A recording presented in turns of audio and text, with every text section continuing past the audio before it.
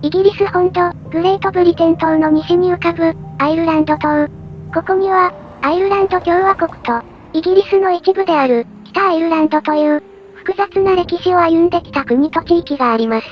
そしてこの島には、その歴史や地理を反映するように、独自の交通網と鉄道が発展してきました。今回は、イギリス本土からフェリーで、アイルランド島へ渡り、まずは北アイルランド最大の都市、ベルファストを訪れます。街を走るバスや鉄道、そして、日本ではあまり知られていない、北アイルランドの列車たち。イギリス本土とは少し違う、独特な交通事情を見ていきましょう。海を越えた先には、どんな街があり、どんな列車が走っているのか。ここから、アイルランド島の鉄道旅が始まります。ここは、イギリス本土の西の海、アイリッシュ海。私たちは、イギリスの本土を離れ、アイルランドへ渡るフェリーに乗っています。今回は、アイルランド行きフェリーの船内と、ダブリン到着までの流れを、最初にお伝えしていきます。前回の動画では、イギリスの西にある、ウェールズを列車で横断し、港町、ホーリーヘッドまで移動。そして、フェリーに乗船したところでお別れしました。この船の本土側の出発地、ホーリーヘッドは、鉄道と港の中継地点です。駅と港が一体になっていて、列車からフェリーへ、効率よく乗り換えられる構造になっています。そういえば、前回のコメントにも書かれていたけど、なんというか、ホーリーヘッドの駅や港の雰囲気は、青森駅みたいだったな。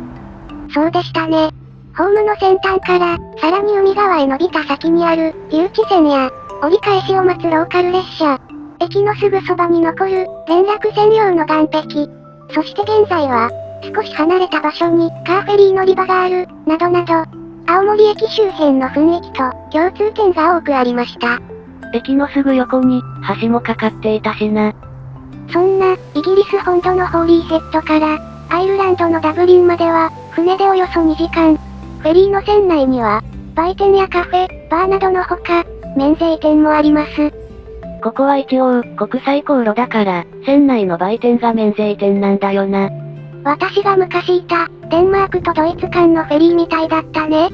またこのフェリーには、追加料金で利用できる、特別ラウンジや、ベッド付きの個室も備わっています。ラウンジは、船の前方、船首側にあり、室内には、ゆったりしたソファーや、ドリンク、軽食コーナーが用意されているそうです。船が進む先の景色を眺めながら、快適に過ごせる空間になっています。ただ、ダブリン駅フェリーの航行時間は、たったの2時間。共用のデッキで海の景色を眺めたり、カフェでコーヒーを飲んだりしていると、意外とすぐに到着地が近づいてきます。他のお客さんを見ていても、長時間の乗船ではないためか、共用エリアや側面の展望スペースで過ごしている方が多い印象でした。それから、この船には無料で使える、船内 Wi-Fi も備わっています。2時間の航海とはいえ、船は陸地から大きく離れていきます。そのため、地上の基地局からの電波は、途中で届かなくなり、手持ちのスマートフォンはしばらく通信できなくなってしまいます。そんな時でも、船内 Wi-Fi を使えば、海の上からインターネットに接続できます。ただしこの船では、お金を払わず、快適なネット接続、というわけにはいかない。追加料金が不要な、無料プランでは、通信速度やデータ量にかなり制限がある。安定して使えるのは、文字のメッセージやメールくらいで、写真や動画を閲覧するのは、かなり厳しかった。病状でも、しっかり高速通信をしたい場合は、別途、有料プランが必要になってくる。無料プランは、通信速度がかなり遅く、送受信も途切れがちでした。写真を送ろうとしても、途中でエラーになってしまいます。課金なしでは、対岸のアイルランドが近づいてくるまで、ネット接続は我慢ですね。しばらくの間、船の外には、海と空だけの景色が続いていました。しかし、出発からおよそ1時間が過ぎた頃、前方に陸の影が見えてきます。あれが、イギリス本土の西に浮かぶ島、アイルランド島です。だんだん暗くなってきたおかげで、街の明かりも、はっきり見えてきた。アイルランドの首都、ダブリンが近づいてきましたな。外で景色を眺めていた、他のお客さんも、ダブリンの街並みや、港の景色に気がつき、下船の時間になっていることを実感したようです。到着が近づくと、船内の雰囲気も少しずつ変わっていきます。免税店やレストランは営業を終え、ロビーや廊下は、にわかに慌ただしくなってきました。思い思いに過ごしていた乗客たちも、荷物や上着をまとめ、車両デッキへ続く階段付近に集まり始めます。このうち、先に下船するのは自動車で乗ってきたお客さんたちです。私たちのような、徒歩乗船客については、後から別に案内するという放送が流れました。でもそのおかげで、港の様子や、船が着岸するところを見れて、面白かったな。ホーリーヘッドで乗船した時と同じように、アイルランド側の港も、徒歩乗船客の下船は、専用の連絡バスで行います。そうかなるほど。ある程度、車両デッキ内の車がはけてからでないと、ターミナルからのバスが船内に入れないから、自動車のお客さんを先に降ろしていたのか。やがて、車両デッキに来た、迎えの連絡バスに乗り込み、そのままターミナルへ移動します。車も人も、同じ船に乗っている、カーフェリーならではの仕組みで、下船の瞬間まで新鮮な体験でした。現在、イギリスからアイルランドへの移動は、手続きがかなり簡略化されています。とはいうものの、イギリスとアイルランドは別の国。ですから、ダブリンのターミナルに到着すると、まず入国審査があります。私たちのように、短期の旅行者の場合、滞在日数や旅行の目的など、簡単な質問をいくつか口頭で受けます。そして問題がなければ、パスポートにアイルランドの入国スタンプが押されます。スタンプが押されると、違う国に来た実感が一気に湧いてくるよな。入国審査の後は、預けた手荷物の受け取りだ。こうした流れは、飛行機での移動と、ほとんど同じだ。ですが荷物は空港のように、専用の受け取り場から、ベルトコンベアで流れてくるわけではありません。出口へ向かう通路に、預けたスーツケースが、まとめて無造作に置かれていて、チェックインの時にもらった半券と照らし合わせながら、各自で引き取る方式でした。飛行機のような手続きがありながら、どこか港らしい、おおらかさもある。このあたりの違いも、実際に乗ってみて初めてわかる面白さでした。こうして私たちは、イギリス本土から海を渡り、アイルランド島へ到着しました。イギリスの西に浮かぶ、緑の島。その名は、アイルランド。ヨーロッパ地域では、3番目に大きな島で、530万人もの人々が暮らしています。ちなみに、一番大きな島は、アイスランド。2番目は、先ほどまでいた、イギリス本土こと、グレートブリテン島です。アイルランド島の面積は、84,000平方キロメートル。北海道と、福島県を足したぐらいの大きさがあります。ちゅうことは、ここでソフトクリーム3本と、ずんだ餅の早食いをして買った方が、アイルランドの領土を手に入れられるわけやな。おっちゃん、この土地では冗談でも、領土を手に入れる、とか安易に言わない方が。あ、すまん。その話題に、デリケートな場所だった。現在のアイルランド島は、一つの国ではありません。島の大部分は、アイルランド共和国といい、イギリスとは違う、独立した別の国です。私たちは、このアイルランド共和国の首都、ダブリンに、フェリーで到着しました。一方、島の北東部には、また別の国、北アイルランドがあります。こちらは、南のアイルランド共和国と違い、イギリスに属する土地です。今回のイギリス旅で訪れてきた、スコットランドやウェールズと同じく、一つの国でありつつ、イギリスを構成しているのです。現在の北アイルランドは、地方政府と議会が、一定の権限を担うとともに、ロンドンの中央政府が、国としての全体的な統治をしています。つまり、同じ島に独立した国、アイルランドと、イギリスに属する北アイルランドが共存していることになるのね。ではなぜ、このような形態になったのだろうか。それは、アイルランドの人々と土地が辿ってきた、複雑な歴史が関係していた。アイルランド島は長い間、ブリテン島の大部分を占める国、イングランド、そして後の、イギリスの支配を受けてきた。だが、この島に暮らす人々は、強い民族意識、イギリスへの不満、そして、信仰の違いなどから、アイルランドは長年、独立を求めてきたのだ。20世紀になると、この独立運動は、大きな転機を迎えます。1922年、イギリスはアイルランドの建国を認め、一つの国として分離します。しかしこの時、島の全てがイギリスから独立したわけではありませんでした。地域によって考え方の違いがあり、異なる南北の国に分かれることになったのです。このうち、島の大部分は、アイルランド自由国、現在のアイルランド共和国へと独立しました。こちらは、EU の主要国の一つとなり、お金も共通通貨のユーロが使われます。そして、北東部にあるのが、北アイルランドです。アイルランドが独立をする際、北東にある6つの自治区は、そのままイギリスに属する土地として残ったのです。なぜここだけ、イギリスに残ったのかというと、この地域には、イギリスとの結びつきを望む住民が多かったからです。一つの島とはいえ、地方ごとに、宗教や考え方の違い、また、町の産業などが関係していて、複雑な利害関係があるんだよな。ここら辺、本当に難しいんですよ。以来、このアイルランド島には、二つの国が共存する形が続いています。今回の、アイルランド島鉄道巡りは、島の北側、北アイルランドの首都、ベルファストからスタートしたいと思います。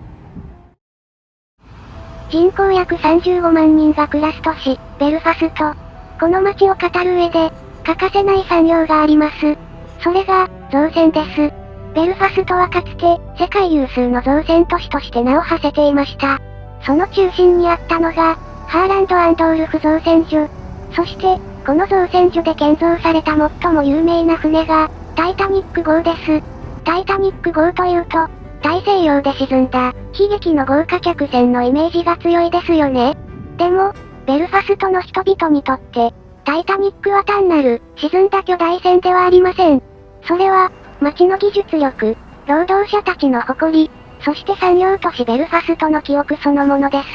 ベルファストの港湾地区には、今も船に関わる産業が残っています。タイタニック号を建造した造船所は、今日も現存。ほとんど同じ場所で、船の建造やメンテナンスが行われていて、海側にそびえ立つ、巨大な黄色いクレーンは、町の象徴となっています。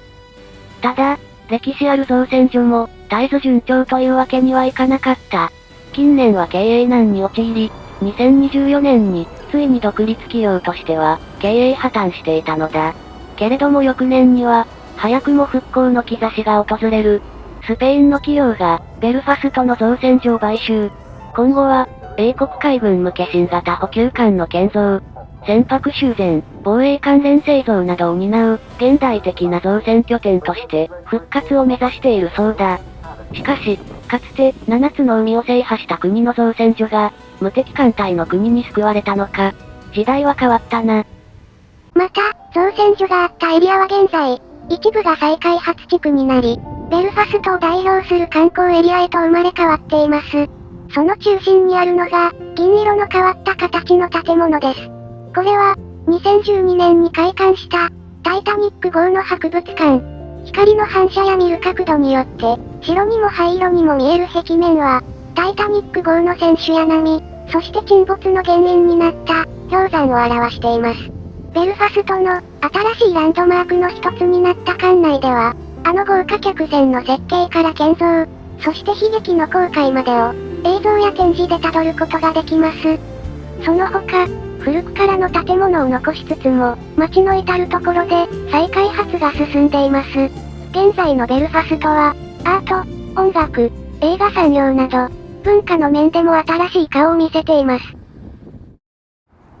新しい時代を迎えたのは、街そのものだけではない。近年、市内交通、そして、北アイルランドの各地を結ぶネットワークも、大きく変貌を遂げている。それが、ベルファストの中心駅、グランドセントラル駅だ。現在の北アイルランド地域には、19世紀、1800年代前半から、鉄道が走っていた。そして、ベルファストにおいて、ターミナル機能を担ってきたのが、グレートビクトリアストリート、という駅だ。ここは、1839年に開業した、歴史ある駅で、北アイルランドの鉄道の発展と衰退を見続けてきた。グレートビクトリアストリート駅は、旅客用のホームが5本。その他に、蒸気機関車の給水設備や操車場、車両整備施設、貨物列車のヤードなどを備える広大な駅だった。けれども、20世紀半ばからは、北アイルランドの鉄道が衰退。合わせて、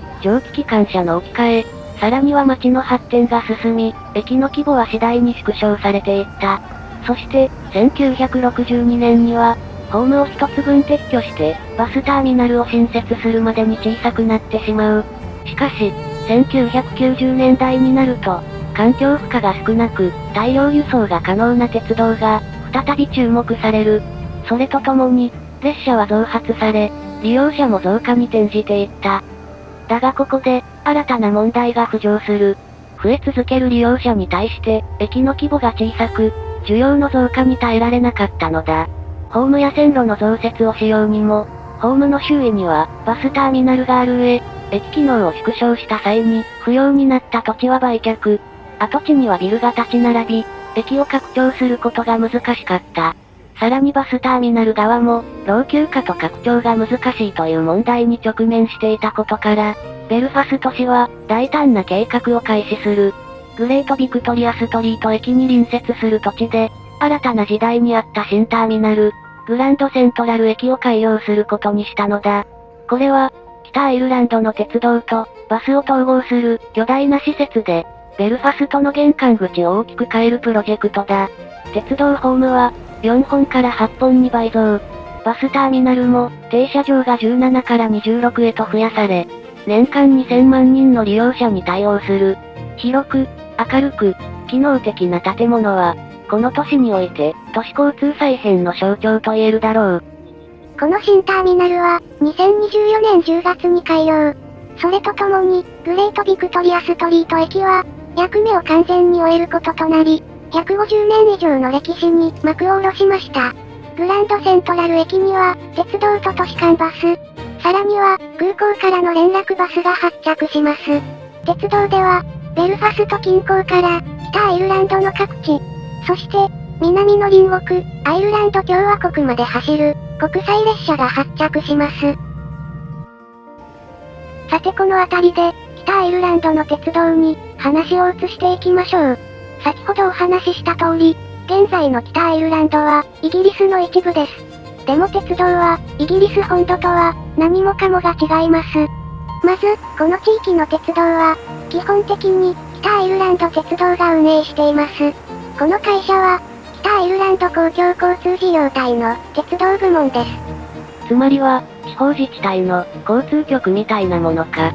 そうなりますね。イギリス本土の鉄道が、分業やフランチャイズ制で発展してきたのに対し、北アイルランドはかなり一体的です。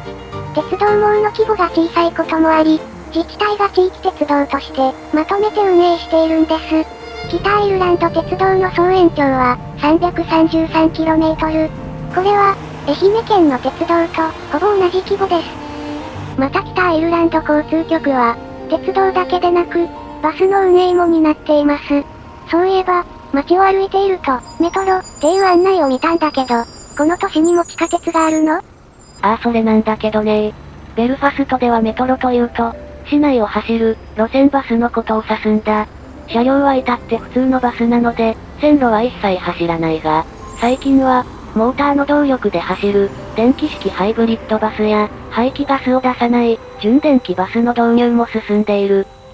電気式車両が増えている、メトロと対象に、北アイルランドの鉄道車両は、すべてディーゼル車両です。電化されている路線はないので、電車、電気機関車は皆無。グランドセントラル駅の近代的な構内には、絶えずディーゼルエンジンの音が響きます。そして何よりの特徴が、レールの幅です。英国本土の鉄道は、基本的に標準機、1435mm のレール幅が採用されています。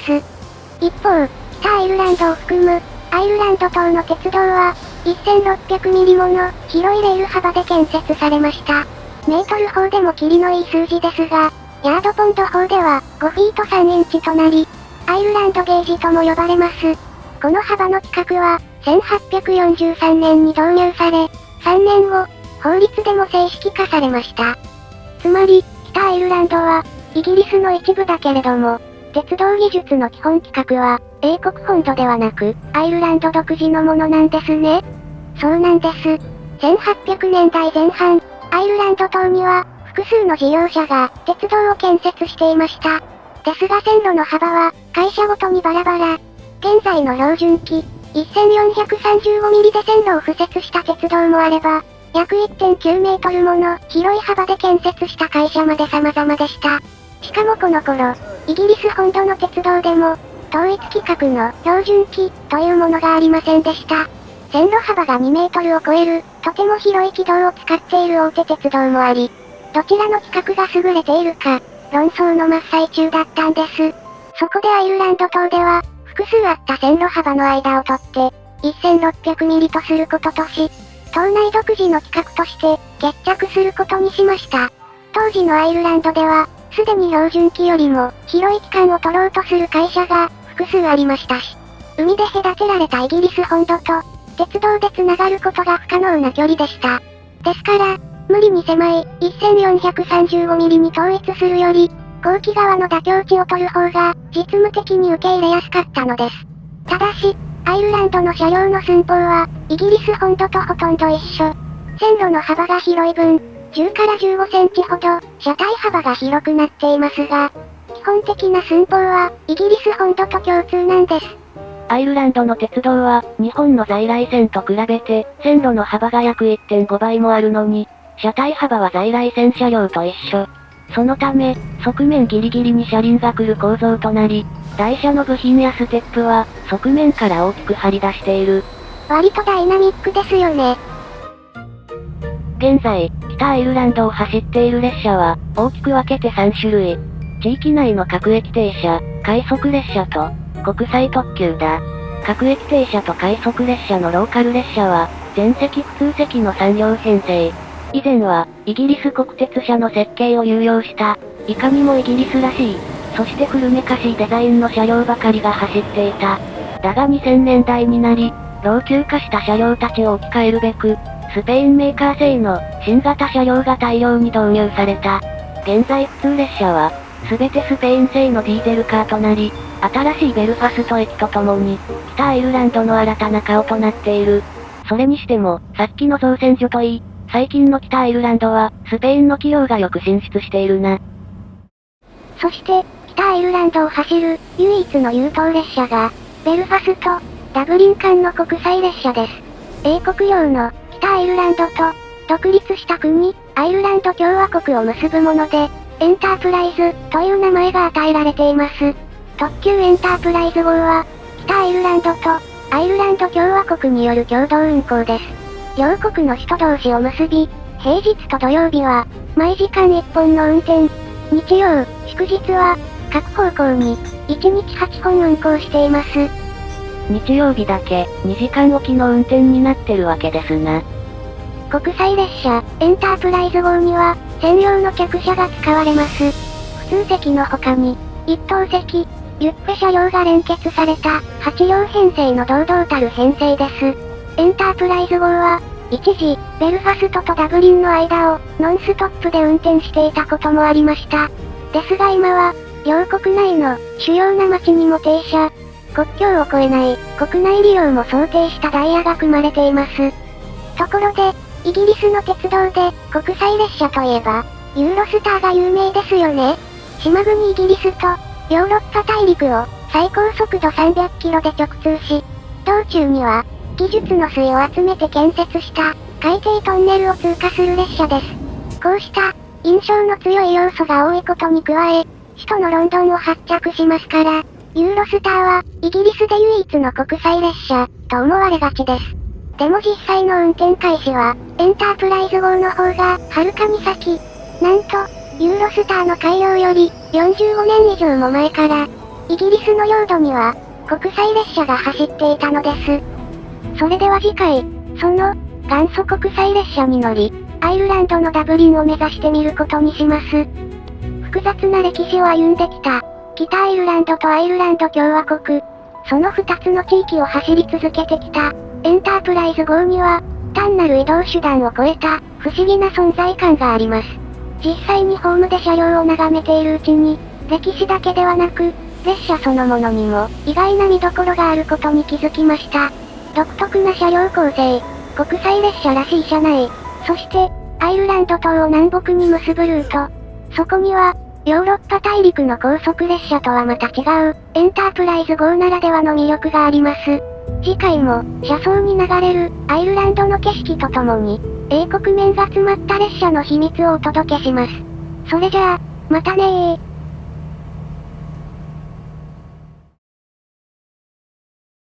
ここから、豊かな景色と独自の文化が息づく、アイルランドの鉄道旅が始まります。次回は、少し不思議な国際特急、エンタープライズ号の車内と、その意外な車両たちの素顔に迫ります。続きが気になる方は、ぜひチャンネル登録をしてお待ちください。